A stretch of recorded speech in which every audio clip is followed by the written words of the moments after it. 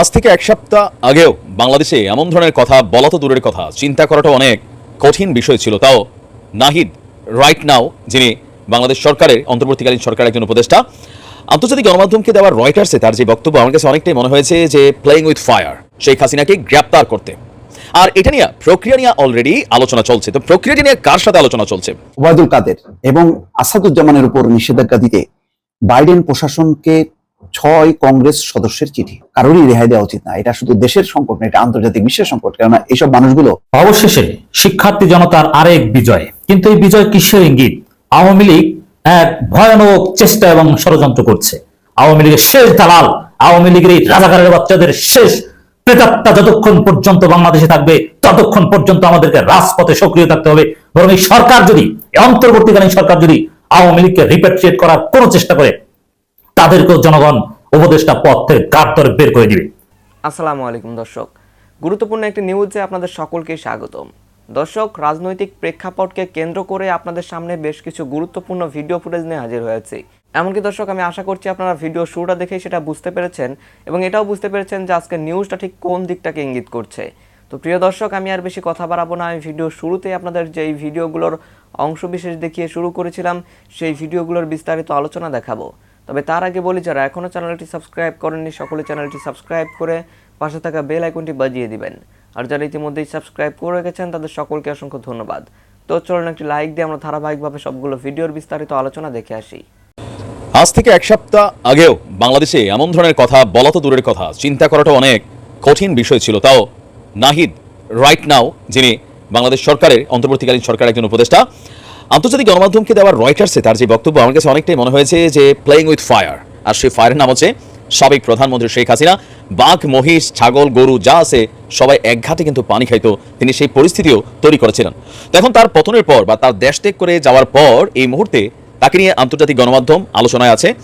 আর হুট করেই রাতারাতি জিরো টু হিরো বনে যাওয়া নাহিদও তিনি তার যে অবস্থান, এই বৈষম্য বিরোধী আন্দোলনকে কেন্দ্র করে তার যে উত্থান, সেই উত্থানের জায়গা থেকে তার বক্তব্যটা এই মুহূর্তে আন্তর্জাতিক গণমাধ্যম রয়টার্স ফোকাস করে ছাপছে আরও বিভিন্ন গণমাধ্যমও ফোকাসে দেখেন যে শেখ হাসিনা ইস্যুতে তাকে রয়টার্স প্রশ্ন করেছিল যে আসলে শেখ হাসিনার ব্যাপারে অন্তর্বর্তীকালীন সরকার কি সিদ্ধান্ত নিতে যাচ্ছে বা তার ব্যাপারে কি মন্তব্য আছে। তো সেই রয়টার্সকে দেওয়া সাক্ষাৎকারে বলছে, আমরা চাই শেখ হাসিনাকে গ্রেপ্তার করতে।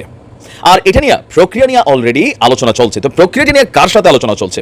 অলরেডি ভিপি নুরুল হক নূর সহ কর্নেল অলি সহ আরও অনেকে অনেক মন্তব্য করছেন, বাট তারা তো আর সরকারে নাই, অ্যাজ এ নর্মাল পলিটিশিয়ান তাদের হিসাব আলাদা। বাট উপদেষ্টা নাহিদ তার বক্তব্য হচ্ছে প্রক্রিয়া নিয়ে আলোচনা চলছে কার সাথে? ভারতের সাথে। এখন ভারত সরকার কি আদৌ বাংলাদেশ আওয়ামী লীগের সেকেন্ড হোম, যেটাকে বলা হয়ে থাকে 1975 টু আনটিল নাও, আর এই মুহূর্তে ভারতে বাংলাদেশ আওয়ামী লীগের যেই সকল নেতারা ইউরোপ ঢুকতে পারে নাই, তাদের মধ্যে অধিকাংশ নেতারাই যারা দেশ ছেড়েছে সবাই কিন্তু ভারতেই অবস্থান করছে, কিন্তু শেখ হাসিনার সাথে কেউ কিন্তু দেখা করতে পারছে না। ইভেন আমাদের পুতুল আপাকে দেখছিলাম, তিনি বলছিলেন যে মায়ের সাথে দেখা করার সুযোগ হচ্ছে না। সামহাউ প্রটোকল ইস্যু হয়তো বা আছে, ভারত সরকার তাকে গোপনে কোথাও সেফটি দিয়ে রাখছে যেন কোনো রকম ঝামেলার মধ্যে তিনি না পড়েন। যাই হোক, এখন ভারত সরকারের সাথে রাইট নাও যেহেতু নরেন্দ্র মোদী গতকালকে দেখলাম যে বাংলাদেশের নবনির্বাচিত কি বলে যে অন্তর্বর্তীকালীন যে সরকার আসছে তাদেরকে সাধুবাদ জানিয়েছেন। তারপরে আরও অনেক ধরনের কথা বলছেন, কোঅপারেশন করবে, নানান ইস্যুতে মন্তব্য করেছে। তো সেই জায়গা থেকে ভারত সরকার কি আসলে শেখ হাসিনাকে ফেরত দিবেন? আমার মনে হয় জীবনও দিবে না। আপনি দেখেন তারেক জিয়াকে বা বঙ্গবন্ধুর খনি মেজর ডালিম সহ যারা ছিলেন তাদেরকে কিন্তু আনটিল গত 15 বছরে বাংলাদেশে এনে বিচার করা কিন্তু আসলে সম্ভব হয়নি। কানাডা, ইউকে, তারপর অন্যান্য যে ইউরোপের রাষ্ট্রগুলো তারা ফেরত দেয়নি। আর ভারত যেহেতু বাংলাদেশ আওয়ামী লীগের একটা সেফ হাউস, তো সেই সেফ হাউস থেকে তাকে ফেরত দেওয়াটা এটা সম্ভব না। বাট নাহিদ যে প্রক্রিয়ায় বক্তব্য দিচ্ছেন সেই প্রক্রিয়ায় আরও অনেকেই সমর্থন জানিয়েছে। তো নাহিদের বক্তব্য যে কেন শেখ হাসিনাকে ধরে এনে কেন আসলে এই ঘটনা করতে হবে, তার বক্তব্য হচ্ছে যে এই টোটাল পিলখানা থেকে আজকে দিন পর্যন্ত যতগুলো গণহত্যা হয়েছে, শাপলা চত্বর এ টু জেড মিলিয়া সকল গণহত্যার দায়ে তাকে আসামি করা হচ্ছে। আর সেখান থেকেই তার বিচারিক প্রক্রিয়া শুরু করতে চায়। আর এর আগে আমরা দেখেছি তারিক জিয়া ইস্যুতেও বাংলাদেশ আওয়ামী লীগের বিভিন্ন নেতা, মন্ত্রী, এমপি, আমাদের সাবেক প্রধানমন্ত্রী শেখ হাসিনা সহ ছাত্রলীগ, যুবলীগ বিভিন্ন জায়গা থেকে তারেক রহমানকে ধরে এনে বাংলাদেশের জমিনে বিচার করবে। ইভেন এটি নিয়ে কূটনৈতিক অনেক সহযোগিতা চাওয়া হয়েছিল। But at the end of the day যারা এরকম পলিটিক্যাল লিডার, রাষ্ট্রপ্রধান থাকেন অথবা সামহাউ তাদের ফ্যামিলি মেম্বার থাকেন, এটা কিন্তু তো সহজে আসলে ফিরিয়ে আনা যায় না।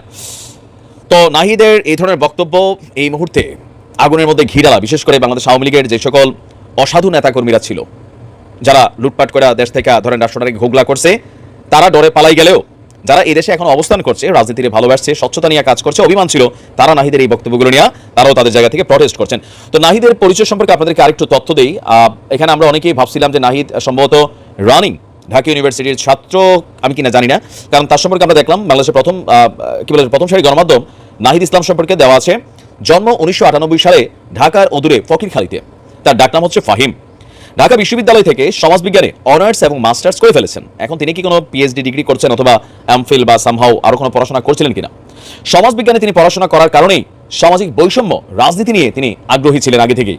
2019 সালে বিপি নুরুল হক নূরের যে ডাকসু নির্বাচন, সেখানেও কিন্তু নির্বাচনে অংশগ্রহণ করেছিল। আর সর্বশেষ 2023 সালে ছাত্র সংগঠন গণতান্ত্রিক ছাত্র শক্তি নামক একটা সংগঠন করেছে, সেই সংগঠনটির কেন্দ্রীয় সদস্য সচিব তিনি ছিলেন। 2024 সালে কোটা আন্দোলনের নেতৃত্ব থেকে গণ অভ্যুত্থানের নায়ক আর রাইট নাও সরকারের উপদেষ্টা তথ্য প্রযুক্তি বা যোগাযোগ খাত সম্পর্কে। ওবায়দুল কাদের এবং আসাদুজ্জামানের উপর নিষেধাজ্ঞা দিতে বাইডেন প্রশাসনকে 6 কংগ্রেস সদস্যের চিঠি। দর্শক, বাংলাদেশের এই যে গণহত্যা এবং গত 15 বছর ধরে যে নির্যাতন নিপীড়ন, তার প্রতি বাকে বাকে প্রতি ধাপে ধাপে জড়ায় আছে এই স্বরাষ্ট্রমন্ত্রী আসাদুজ্জামান খান কামাল।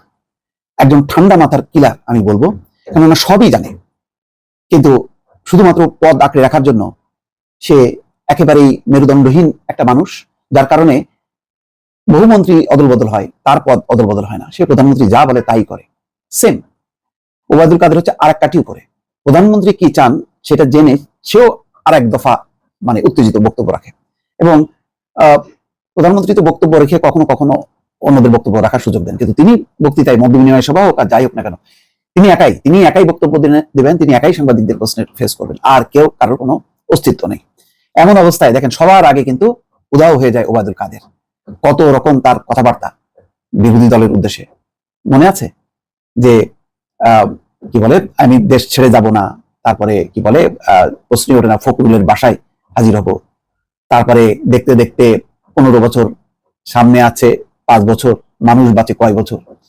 এই যে রাজনীতিটাকে, ক্ষমতাটাকে তামাশায় পরিণত করা, এক ধরনের কি বলে নিজেদেরকে চরিত্রে, হাস্যকর চরিত্রে, যে কিছু ক্যারেক্টার থাকে না, বিনোদন ক্যারেক্টার, সেই ক্যারেক্টারের নীতি করে পুরো ক্ষমতাকে করায়ত্ত করা, অন্যদিকে মানুষের বুকে গুলি চালানো, তাদেরকে উধাও করে দেওয়া, কেন কোন না কাজ করতে বাকি রেখেছে এই মানুষের সাথে। এখন তাদেরকে নিষেধাজ্ঞা দেওয়ার ব্যাপারে আমি মনে করি যে নিষেধাজ্ঞার আওতা আস্তে আস্তে বড় হবে, কারোরই রেহাই দেওয়া উচিত না। এটা শুধু দেশের সংকট না, এটা আন্তর্জাতিক বিশ্বের সংকট। কেননা এইসব মানুষগুলো, তাদের চরিত্র, তাদের যে পদক্ষেপ, এগুলো যদি দৃষ্টান্তমূলক শাস্তি না দেওয়া যায় সারা বিশ্বে, তাহলে বিশ্বের বিভিন্ন দেশে অগণতন্ত্র এবং স্বৈরশাসনের সুযোগে তারা মানুষের জীবন নিয়ে হোলি খেলা খেলবে। সুতরাং এই ধরনের ব্যবস্থা নিয়ে, পদক্ষেপ নেওয়া আন্তর্জাতিকভাবেও জরুরি। সে কারণেই হয়তো 6 কংগ্রেসম্যান সদস্য দিয়েছে। বাংলাদেশের সরকারি চাকরিতে কোটা ব্যবস্থার সংস্কারের দাবিতে বিক্ষোভ এর ধারাবাহিকতায় ছাত্র জনতার আন্দোলনে শেখ হাসিনা সরকারের পতন, মানবাধিকার লঙ্ঘন সহ সাম্প্রতিক ঘটনাবলী নিয়ে যুক্তরাষ্ট্রের পররাষ্ট্রমন্ত্রী অ্যান্থনি ব্লিংকেন ও অর্থমন্ত্রী ইয়েলেনকে চিঠি লিখেছেন 6 জন কংগ্রেস সদস্য। চিঠিতে শেখ হাসিনা সরকারের মানবাধিকার লঙ্ঘনের ঘটনায় গভীর উদ্বেগ জানান এই আইন প্রণেতারা। একই সঙ্গে তারা আওয়ামী লীগের সাধারণ সম্পাদক ও ক্ষমতাচ্যুত সরকারের সড়ক ও সেতুমন্ত্রী ওবায়দুল কাদের, স্বরাষ্ট্রমন্ত্রী আসাদুজ্জামান খানের বিরুদ্ধে নিষেধাজ্ঞা আরোপের আহ্বান জানিয়েছেন। গত বুধবার লেখা চিঠিতে কংগ্রেসের উভয় কক্ষ, সিনেট ও প্রতিনিধি সদস্যদের পরিষদের এই সদস্যরা বলেন, হাসিনা সরকারের মানবাধিকার লঙ্ঘনের ঘটনায় তারা গভীর উদ্বেগ প্রকাশ করছেন। সরকারি চাকরিতে অন্যায্য কোটা ব্যবস্থার প্রতিবাদে শুরু হওয়া শান্তিপূর্ণ বিক্ষোভ দমনে গত 15 জুলাই পুলিশ ও আধা সামরিক বাহিনীর সদস্যদের মোতায়েন করে আওয়ামী লীগ। পরবর্তী সপ্তাহ জুড়ে আইন শৃঙ্খলা রক্ষাকারী বাহিনী বিক্ষোভকারী শিক্ষার্থীদের বিরুদ্ধে অসঙ্গতিপূর্ণ ও বেআইনি বল প্রয়োগ করে, ছোড়ে রাবার বুলেট, ছড়া গুলি, সাউন্ড গ্রেনেড, কাঁদানি গ্যাসের সেল ও তাজা গুলি। এই আইন প্রণেতা বলেন, এসব ঘটনা বিস্তৃত পরিসরে ভিন্ন মতাবলম্বীদের বিরুদ্ধে আওয়ামী লীগের চালানো দমন পীড়নেরই অংশ। নিজেদের মানবাধিকার লঙ্ঘনের ঘটনায় দলটির নেতাদের জবাবদিহির আওতায় আনা হয়নি। যদিও প্রধানমন্ত্রী শেখ হাসিনা পদত্যাগ করেছেন, তবুও তার জবাবদিহির প্রয়োজনীয়তা রয়েছে। এই প্রেক্ষাপটে global Magnitsky human rights accountability act সহ প্রয়োগ উপযোগী সব আইনের আওতায় ওবায়দুল কাদের ও আসাদুজ্জামান খানের বিরুদ্ধে সুনির্দিষ্টভাবে নিষেধাজ্ঞা আরোপ করার আহ্বান জানান কংগ্রেস সদস্যরা। চিঠিতে উল্লেখ করা হয়, 15 জুলাই সহিংস দমন অভিযানের পর শেখ হাসিনা দেশ জুড়ে কারফিউ জারি করেন, বন্ধ করে দেওয়া হয় ইন্টারনেট যোগাযোগ। জাতিসংঘ মানবাধিকার পরিষদ এটিকে আন্তর্জাতিক মানবাধিকার আইনের লঙ্ঘন বলে মনে করে। আন্দোলনের বেশিরভাগ সহিংসতার জন্য দায়ী 2 বাহিনী, পুলিশ ও বিজিবি। সাবেক স্বরাষ্ট্রমন্ত্রী হিসেবে এর দায়ভার আসাদুজ্জামানের। দর্শক, এই হচ্ছে পরিস্থিতি। অর্থাৎ যে পরিমাণ হতাহত হয়েছে, তার দায় এই দুই মন্ত্রীকে তারা দিয়ে তাদের বিরুদ্ধে আন্তর্জাতিকভাবে নিষেধাজ্ঞা দিয়েছে। তবে এই ব্যাপারে আসলে পরিপূর্ণ আন্তর্জাতিক পর্যায়ে তদন্ত হওয়া দরকার, তাহলে অন্তত এই তদন্ত নিয়ে কোনো বিতর্ক থাকবে না, এবং তার প্রেক্ষিতেই অবশ্যই ব্যবস্থা নেওয়া উচিত যাতে এই ধরনের ঘটনা বাংলাদেশের মাটিতে আর যাতে না ঘটে এবং সারা বিশ্বের স্বৈরশাসকরা যাতে সতর্ক সজাগ হয় এই ঘটনার ব্যাপারে। অবশেষে শিক্ষার্থী জনতার আরেক বিজয়, কিন্তু এই বিজয় কিসের ইঙ্গিত? আওয়ামী লীগ এক ভয়ানক চেষ্টা এবং ষড়যন্ত্র করছে। আওয়ামী লীগ প্রতি বিপ্লব সৃষ্টি করার চেষ্টা করছে, পাল্টা অভ্যুত্থানের চেষ্টা করছে, জুডিশিয়াল কু তৈরি করার চেষ্টা করেছিল, কিন্তু শিক্ষার্থী জনতা ব্যর্থ করে দিয়েছে। হ্যাঁ, এভাবেই আমাদেরকে আওয়ামী লীগের চেষ্টা ব্যর্থ করে দিতে হবে। আওয়ামী লীগের শেষ দালাল, আওয়ামী লীগের এই রাজাকারের বাচ্চাদের শেষ প্রেতাত্মা যতক্ষণ পর্যন্ত বাংলাদেশে থাকবে ততক্ষণ পর্যন্ত আমাদেরকে রাজপথে সক্রিয় থাকতে হবে। বরং এই সরকার যদি, অন্তর্বর্তীকালীন সরকার যদি আওয়ামী লীগকে রিপ্যাট্রিয়েট করার কোনো চেষ্টা করে, তাদেরকেও জনগণ উপদেষ্টা পদ থেকে গাড় ধরে বের করে দিবে। দর্শক, আওয়ামী লীগ কি চেষ্টা করছে একটু বলিনি, একেবারে সোজা সাপটা কথা। ভারতের পরিকল্পনায় সজীব ওয়াজেদ জয় এক এক সময় এক এক কথা বলছে। ভারত কমিটি গঠন করেছে বাংলাদেশকে সার্ভিলিয়েন্স করার জন্য, এবং এই দুর্বিসন্ধি বাস্তবায়নের জন্যই শেখ হাসিনা ভারতে দীর্ঘদিন অবস্থান করবেন। এবং নতুন ডেলিভারি ভারতের কথায় দেখেন দুইটা বিষয় খেয়াল রাখবেন, যে শেখ হাসিনা নাকি এখনো প্রধানমন্ত্রী, তারা কোর্টে চ্যালেঞ্জ করবেন, এবং এই চ্যালেঞ্জ করবেন এর অংশ হিসেবেই হাসিনার বিচারপতিরা মিটিং করার ষড়যন্ত্র করেছিল, পাল্টা কু করার ষড়যন্ত্র করেছিল, কিন্তু শিক্ষার্থীরা ব্যর্থ করে দিয়েছে। প্রধান বিচারপতি পদত্যাগ করবেন বলে ঘোষণা দিয়েছে। এটাই হচ্ছে শিক্ষার্থীদের বিজয়। শিক্ষার্থীরা আলটিমেটাম দিয়েছিল, শিক্ষার্থীরা প্রধান বিচারপতিকে গণভবন, সংসদ ভবনের কথা স্মরণ করিয়ে দিয়েছিল। দর্শক, শুধু প্রধান বিচারপতির পদত্যাগ নয়, এই হাসিনার নিয়োগকৃত সমস্ত বিচারপতির এক প্রয়োজনে কোর্ট খালি হবে। কিসের সংবিধান? কোনো কোর্ট সংবিধান কিছু নাই দেশে। দেশ এখন চলছে বিপ্লবীদের কথায়, সংবিধান অনুযায়ী কিছু চলছে না, কোনো আইনের ধার ধারা যাবে না, ক্লিয়ার কথা। এই যে অন্তর্বর্তীকালীন সরকার গঠিত হয়েছে, এটা সংবিধান অনুযায়ী হয়েছে না? কিসের সংবিধান? সংবিধানে তো অন্তর্বর্তীকালীন সরকার নেই। বিপ্লব পরবর্তী একটা সরকার সংবিধান অনুযায়ী চলে না, অতএব আইন নিজের হাতে তুলে নেবেন না, এই কথা ঠিক। আবার অনেক ক্ষেত্রে এই বিপ্লবীদেরকে আইন নিজের হাতে তুলে নিতে হবে, সোজা সাপটা কথা। এই আহ্বান আমি জানাচ্ছি। হাসিনার প্রত্যেক বিচারপতিকে ঘেরাও দিয়ে কাগজ ধরিয়ে দিবেন, পদত্যাগ করো, তারপরে গ্রেফতার করাবেন। ওরা সব অপরাধী, ওরা সবাই কোলাবরেটর, ওরা সবাই দালাল, একজন তো ছাড় দেওয়া যাবে না। এখনো ষড়যন্ত্র করছে। বিপ্লবের পর চুপচাপ হয়ে গেলে, ভালো হয়ে গেলে একটা কথা ছিল, কিন্তু এখনো ষড়যন্ত্র করছে। অতএব ওদেরকে কোনো সুযোগ দেওয়া যাবে না। যত সরকারি কর্মকর্তা আছে, যত সরকারি দপ্তর আছে, সচিব আছে, বিচারপতি আছে, পুলিশের লোক, র্যাবের লোক, এমনকি সেনাবাহিনীর লোক যদি হয়ে থাকে, যদি সন্দেহ হয় যে হাসিনার দালালি এখনো করছে, ঘাট ধরে পদত্যাগ করতে বাধ্য করবেন। দেশে কোনো আইন সংবিধানের সিস্টেম এখন পর্যন্ত গড়ে ওঠেনি, এটা বিপ্লবীদের করতে হবে, শিক্ষার্থীদের করতে হবে, জনতাকে করতে হবে। কথা ক্লিয়ার? বুঝতে পেরেছেন আশা করি। সংবিধান অনুযায়ী পদত্যাগ করবে না, সংবিধান অনুযায়ী সরকারই গঠিত হয়নি। দর্শক, দেখেন আমি এটা একটু আপনাদেরকে শোনাই। এই যে বিচারপতিদের একটা কথোপকথন ফাঁস হয়েছে, একটা ফুল কোর্ট মিটিং ভার্চুয়ালি করার চেষ্টা করেছিল, প্রধান বিচারপতি রাজি হয়েছেন। পরে শিক্ষার্থীর আলটিমেটামে এখন ওদের, এই প্রধান বিচারপতি বলেছিল না যে আন্দোলন করে রায় পাল্টানো যায় না, এখন আন্দোলন করে প্রধান বিচারপতির গদি উল্টে গিয়েছে। তা আন্দোলন করে কি পাল্টানো যায় সামনে আরো দেখবেন। এই দেশটা, আবারও বলছি, দেশ পুনর্গঠনের মূল দায়িত্ব শিক্ষার্থীদের, জনতাকে নিতে হবে। সবকিছু সরকারের উপর নির্ভর করলে হবে না। অনেক ক্ষেত্রে অনেক পদত্যাগের বিষয় আপনাদেরকে সিদ্ধান্ত নিতে হবে। জনগণ বলবে, পদত্যাগ করবে, প্রয়োজনে আবার আর এক গণভবন হবে, গণভবন আবার ঘেরাও হবে, ওই টাইপের। এখন বিচার, এই যে রাষ্ট্রপতি চুপ্পুকে এখন বঙ্গভবন থেকে তাড়াতে হবে। আমি আহ্বান জানাচ্ছি, চুপ্পুকে অনতিবিলম্বে তাড়ান। চুপ্পু এই প্রতি বিপ্লব চেষ্টার আর এক নেপথ্যের কারিগর। অতএব চুপ্পুকে as soon as possible Bangabhaban থেকে তাড়াতে হবে। এতে কোনো সংবিধান বা সাংবিধানিক সংকট এগুলোর কোনো বিষয় নেই, কারণ সংবিধান অনুযায়ী আসলে দেশ চলছে না, সংবিধান অনুযায়ী সরকারের ভ্যালিডিটিই নাই। এটা বিপ্লব পরবর্তী জনগণের ইচ্ছাই হচ্ছে সংবিধান, জনগণের ইচ্ছার প্রতিফলন হচ্ছে সংবিধান। কথা ক্লিয়ার? দর্শক, দেখেন সজীব ওয়াজেদ জয় বলছে রয়টার্সের সাথে সাক্ষাৎকারে, ভারতের পরামর্শে, এখন বিএনপির সাথে মিলেমিশে কাজ করতে চায়। খালেদা জিয়া বলেছেন অতীতে সব ভুলে যেতে হবে, এখন সেই কথা বলছে। এখন কি নরম হয়েছে চিন্তা করেছেন? বিএনপি কি আওয়ামী লীগকে কোনো অ্যাক্সেস দিবে না? বিএনপির সাথে মিলেমিশে প্রধান দুই দল বাদ দিয়ে গণতন্ত্র, এই সুর এখন সজীব ওয়াজেদ জয় চলে। এসব বাটপাড়িকে জনগণ রুখে দিবে। আওয়ামী লীগকে যদি ঐক্যের নামে, গণতন্ত্রের নামে বিএনপিও যদি এদেশে প্রতিষ্ঠা করতে চায়, বিএনপিকেও কাঠ ধরে বাংলাদেশ থেকে তাড়ানো হবে। আওয়ামী লীগের পক্ষে যেই কথা বলবে তাকেই চিহ্নিত করবেন, তাকেই সামাজিকভাবে বিচার করবেন, তাকেই সামাজিকভাবে বয়কট করবেন, তারপরে সেনাবাহিনীর হাতে তুলে দিবেন, গ্রেফতার করাতে হবে। আওয়ামী লীগের কোনো নামগন্ধ বাংলাদেশে থাকবে না, শেখ মুজিবের কোনো অস্তিত্ব বাংলাদেশে থাকবে না। কথা ক্লিয়ার? নইলে আমাদের যে বিপ্লব, আমাদের যে কষ্টার্জিত বহু শহীদের রক্তের বিনিময়ে যে দ্বিতীয় মুক্তিযুদ্ধ স্বাধীনতা, এই স্বাধীনতা নষ্ট হয়ে যাবে। ভারত ষড়যন্ত্র করছে, অতএব সজাগ থাকতে হবে। রন্ধ্রে রন্ধ্রে এখনো ভারতের দালাল রয়েছে, আমাদেরকে সার্বক্ষণিক সজাগ থাকতে হবে। দর্শক দেখেন, এই যে কথাটা কুপুত্র হাসিনার ওয়াজেদ জয় বলেছে যে হাসিনা এখনো প্রধানমন্ত্রী সাংবিধানিক ভাবে। আরে তোমার এই সংবিধানই তখন নেই, কিসে সাংবিধানিক ভাবে? পদত্যাগ করেনি। আরে জনগণ তাড়িয়ে দিয়েছে, কিসের পদত্যাগ? এখন সরকার, অন্তর্বর্তীকালীন সরকার একটা পদত্যাগপত্র সাংবিধানিক সংকট এড়াতে দিতে পারে এবং আরো জটিলতা আছে। Thing is not so easy. দেখেন, এই সরকারের বৈধতা চ্যালেঞ্জ করে কোর্টে রিট করতেই পারে আওয়ামী লীগের লোকজন, রিট করার অধিকার আছে। এখন রিট ঠেকাতে একটাই কারণে জরুরি অবস্থা জারি করতে পারে, জরুরি অবস্থায় রিট বন্ধ থাকতে পারে, মৌলিক অধিকার বলবৎ।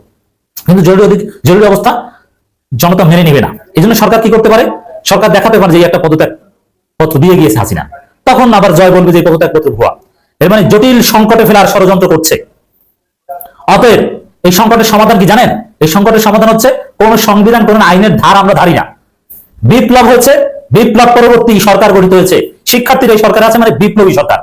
অতএব সংবিধান এখন নতুন করে গোছানো হবে। কোন আইন কাঠামো রিটমিট কিচ্ছু চলবে না, সবকিছু বন্ধ করে দিতে হবে। বিপ্লবীদের গায়ের জোরে দেশ চলবে, কথা ক্লিয়ার। যদি আপনারা এটা করতে না পারেন তাহলে বিপ্লব সফল হবে না। 75-এ 15 আগস্টের পর আবার আওয়ামী লীগ ফেসিবাদ কায়েম করেছিল, ক্ষমতা এসেছিল। অতএব সতর্ক থাকতে হবে। প্রধান বিচারপতির পদত্যাগের ঘোষণা শিক্ষার্থীদের একটা বিজয়, আলটিমেটামে কাজ হয়েছে। এরকম আবারও বলছি, সমস্ত আওয়ামী বিচারপতিদের পদত্যাগের ব্যবস্থা করতে হবে এবং আওয়ামী সমস্ত প্রেতাত্মা, সমস্ত ভারতের দালাল ইনক্লুডিং চুপ্পু অনতিবিলম্বে যদি সরিয়ে দেওয়া না যায় তাহলে আমাদের বিপ্লবের স্বপ্ন নস্যাৎ হয়ে যাবে। আর যদি বিপ্লব নষ্ট হয়ে যায় তখন সারা বাংলাদেশ আয়না ঘরে পরিণত করবে ভারতের দালালেরা, ভারত দখল করবে, তখন আমাদের সবাইকে কচুকাটা করবে। আসুন আমরা প্রয়োজনে আইন নিজের হাতে তুলে নিই। কিসের সংবিধান, কিসের আইন? বিপ্লবী সংবিধান, জনগণই সংবিধান, জনগণই আইন, জনগণের কথা দেশ চলবে। দর্শক, আমি আশা করছি আপনারা সকলে অত্যন্ত মনোযোগ সহকারে সবগুলো ভিডিওই দেখেছেন। এমনকি দর্শক, যদি এই ভিডিওগুলো সম্পর্কে আপনাদের কোনো মতামত থেকে থাকে তাহলে তো অবশ্যই জানাবেন। দর্শক, নিউজটি শেষ করছি এখানেই, ফিরছি পরবর্তী নিউজে নতুন কোনো টপিকে। আল্লাহ হাফিজ।